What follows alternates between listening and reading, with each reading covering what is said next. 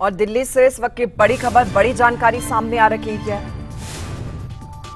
दिल्ली से इस वक्त की बड़ी खबर हम आपको बता रहे हैं आपकी टीवी स्क्रीन पर। जहांगीरपुर इलाके में कुट्टू के आटे को खाने से सैकड़ों लोग बीमार हुए हैं।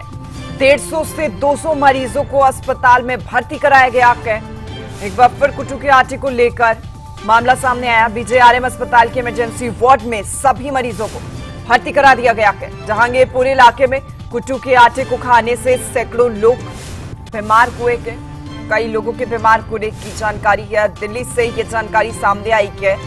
नवरात्रि चल रही है और जब व्रत का सीजन होता है तो इस तरीके की कई खबरें सामने आती है। और अब दिल्ली के जहांगीरपुरी से भी ये मामला, जहां 150 से 200 मरीजों को अस्पताल में भर्ती कराया गया है। कई लोग कुट्टू के आटे को खाने से बीमार हुए हैं। इमरजेंसी वार्ड में भर्ती सभी को कराया गया है। दिल्ली से हमारे संवाददाता विनय हमारे साथ जुड़ चुके हैं। सीधा उन्हीं का रुख कर लेते हैं ज्यादा जानकारी के साथ। विनय, क्या अपडेट है, क्या जानकारी है फिलहाल, अभी कैसी है स्थिति सभी की?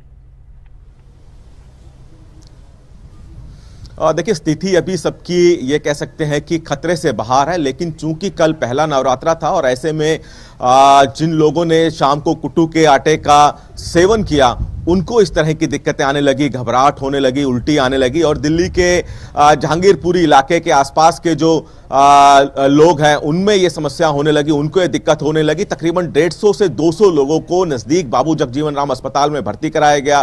घबराहट और उल्टी आने की शिकायत के बाद तुरंत वहां पे हड़कंप मच गया। स्वास्थ्य विभाग से लेकर जो स्थानीय प्रशासन है वो हड़कंप में आया और अभी फिलहाल जो सबकी हालत है वो स्थिर है। और कुट्टू के आटे खाने से ये सभी तरह की परेशानियां इन लोगों को हुई है और ये हर साल देखने को मिलता है। देश में कहीं ना कहीं से इस तरह की खबर जरूर आती है कि जब भी नवरात्रे का मौका होता है कुट्टू के आटे से कई लोगों के बीमार होने की खबरें आती हैं। और इस बार पहले ही नवरात्रे में दिल्ली से एक खबर आई है जहां पे जहांगीरपुरी में कुट्टू के आटे का सेवन करने के बाद लोगों को इस तरह की दिक्कत आई है। हालांकि फिलहाल सभी की जो स्थिति है वो सामान्य है। जी, ये जो सभी लोग बीमार हुए, क्या ये एक ही जगह पर रहने वाले लोग हैं? कौन से इलाके के हैं ये? क्या कोई अपडेट या जानकारी है आप भी?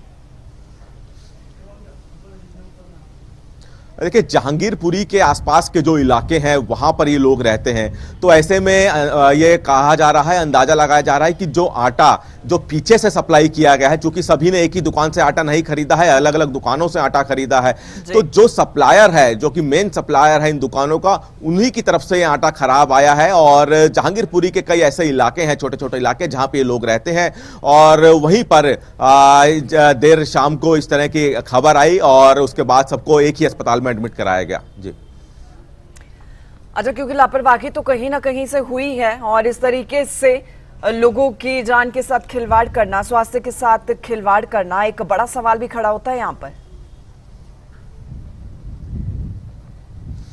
देखिए, बिल्कुल इसमें कहीं ना कहीं जो खाद्य पदार्थ का जो मंत्रालय है, खाद्य आपूर्ति विभाग का, उनको भी, और साथ ही साथ ग्राउंड पे जो इंस्पेक्टर, चूंकि हमेशा ये देखा जाता है कि कुट्टू के आटे को लेकर कई बार शिकायतें आती हैं, तो ऐसे में जो ग्राउंड इंस्पेक्टर हैं फूड एंड सप्लाई डिपार्टमेंट के, उनके ऊपर भी यहाँ पे सवाल खड़े होते हैं कि अगर इस तरह का आटा बाजार में बिक रहा है जिसके खाने के बाद लोगों की तबीयत खराब हो रही है, तो क्यों नहीं उन्होंने इसकी जांच की। अब लाजमी है कि इस तरह की घटना जब सामने आ गई है तो आने वाले दिनों में इस तरह की जांच होती हुई दिखाई देगी। और त्योहारों के समय में खासतौर पर इस तरह के मिलावटी पदार्थ और नकली पदार्थ सामने आते हैं, जिसकी फूड एंड सप्लाई डिपार्टमेंट की जिम्मेदारी होती है चेक करना। अब जब एक तरह की घटना सामने आ गई है तो हो सकता है कि अब इस तरह की छापेमारी हो जहां पे नकली या फिर मिलावटी सामान बिक रहा है, उस पर रेड की जाएगी। और ये सिलसिला अब बिल्कुल आज से ही फूड एंड सप्लाई इंस्पेक्टर की तरफ से शुरू कर दिया जाएगा। ठीक है विनय, बहुत शुक्रिया, आपसे अपडेट हम लेंगे इस पूरी खबर को लेकर।